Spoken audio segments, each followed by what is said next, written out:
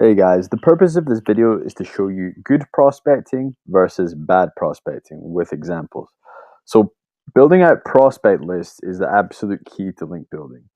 Whenever we're promoting a piece of content, we build a prospect list of all the people that we want to show that content to. Um, Whenever we're doing outreach for guest posts, we build a list of all the websites that we want to contact. So there's some key questions that you really need to ask yourself. Basically, I'm going to narrow it down to three key questions. So number one is, would the owner slash editor of this website link to me, or let me guest post? If the answer is yes, then we can go to stage two. So, if they're a massive competitor, they're probably not going to link to us. If they are the BBC, it's going to be very, very difficult to get them to link to us, unless our content is like super relevant for them. Are they going to let me guest post? Do they have any strict rules against guest posting? Again, are they like a complete and outright competitor? They're not going to let us guest post. Or are they just completely irrelevant? They just there's just really just no relevancy there whatsoever. Number two, is my content going to add something relevant for their users? So, like, is my content something that their users would actually want to see? Um, if I'm contacting a travel blog about an entrepreneurship article, that might not be relevant for their users. They might not want to read that, even if we somehow detect, or pick up a keyword that we think is relevant. Ultimately their readers are going to want to have to click on our link, and that's going to be a big decision point.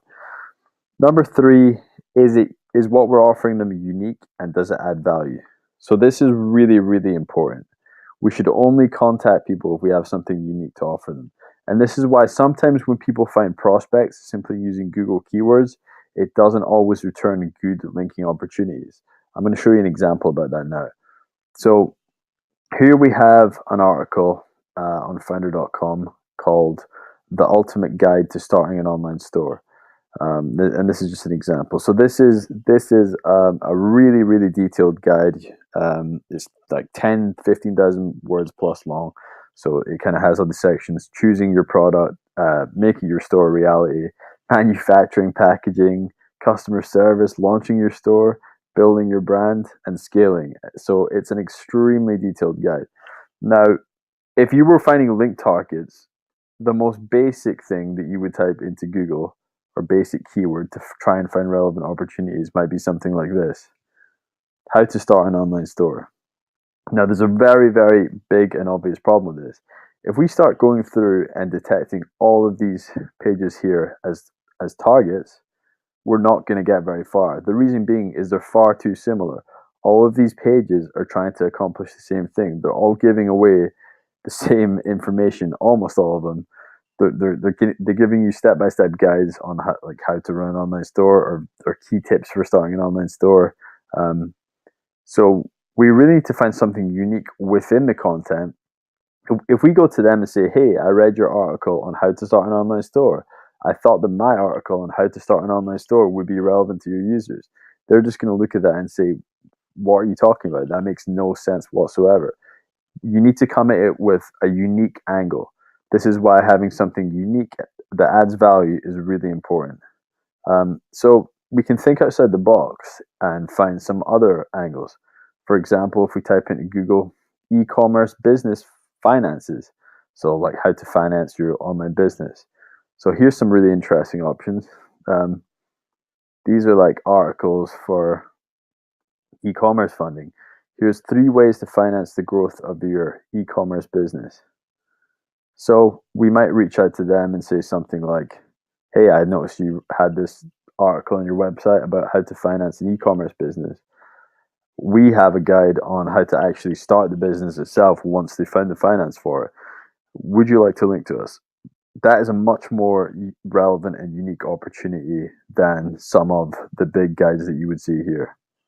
Another kind of outside the box opportunity would be e-commerce tips. These are more general tips. So e-commerce marketing tips to outrank your competitors.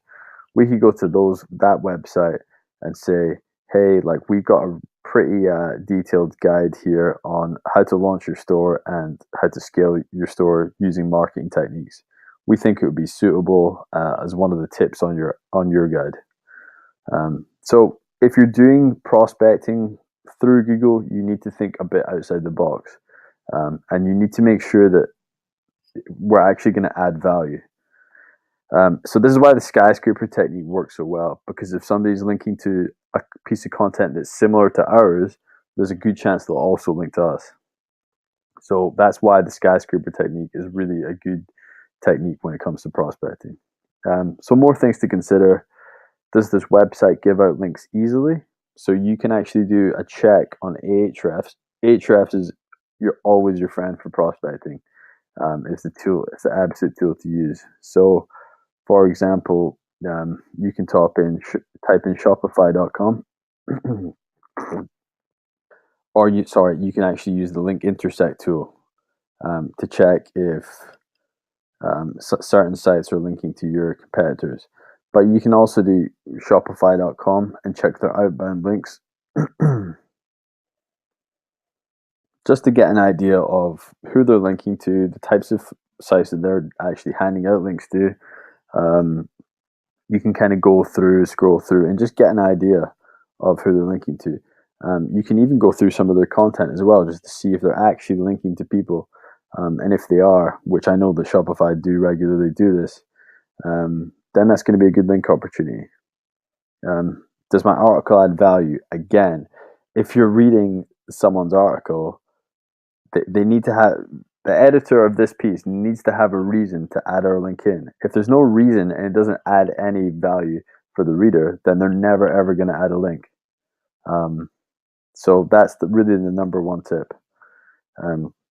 So think outside the box, like I said, if you're doing prospecting using Google. See if you can find skyscraper opportunities. So go and look at my video on skyscraper prospecting for some other ideas. Ultimately, you need to ensure that it makes sense for the person reading to want to add a link from their page. I'll show you a couple more examples now of bad prospecting.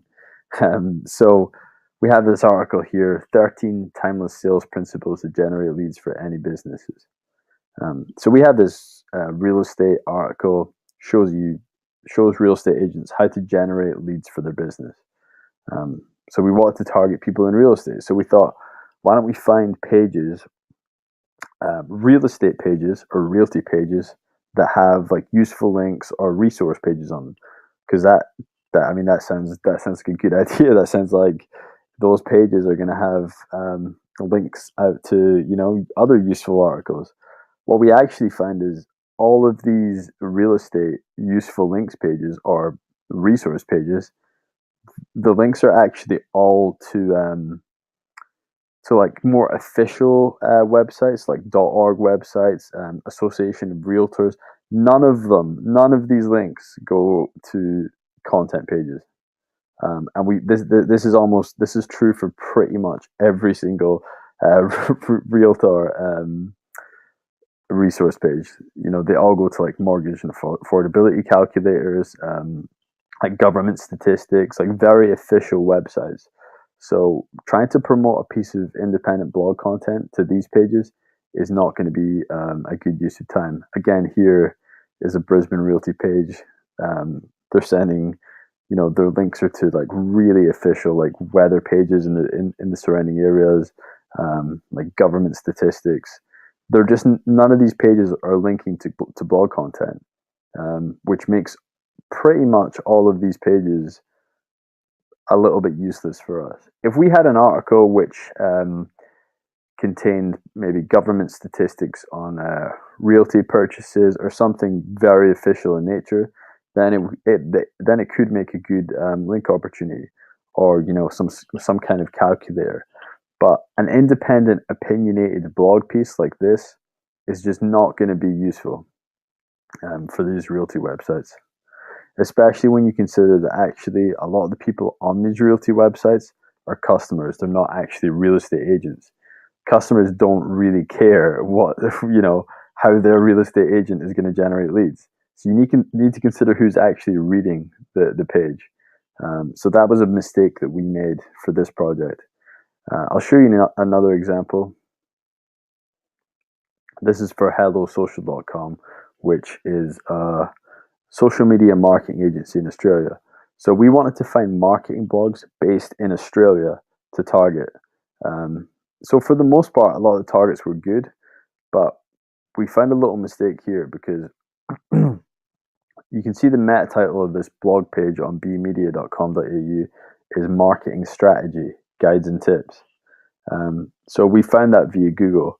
What we haven't noticed at the time was that bmedia.com.au, they actually offer social media marketing services. So we're promoting this site, which is a social media marketing agency, and we're trying to contact one of their key competitors to ask them if we can do a blog guest post. So you can imagine if we'd contacted this website, they probably wouldn't be too happy. They'd be thinking, why is one of my big competitors getting in touch with me, wanting to post on my blog? They might be friendly, but generally we want to avoid key competitors like that. But this was a good example. So this is a website that writes about SEO and marketing in Australia, and they're not actually a direct competitor. They're actually a web hosting company, as you can see on the homepage. Um, and they blog about similar topics to Hello Social. So this is actually an example of like a really good a good prospect to find. It's Australian. They blog about similar things. So this is a good and prospect. So those are just some ideas and examples to get you thinking about good versus bad prospecting. Ultimately, you have to look at each individual case and say, will this person want to link to me? Ultimately, you got to ensure that it makes sense for the person reading to want to add a link from their page. Is adding a link to their page going to add value for their readers? Are they impressed enough with your content that it makes for a good additional resource, a good citation? That's what linking really ultimately is. So some ideas here on good versus bad prospecting. And if you have better prospects, we're going to win more links. If we have wasted prospects, then we're probably not going to win any links because we might be showing good content, but to the wrong people. And that's like a really key differentiation to make.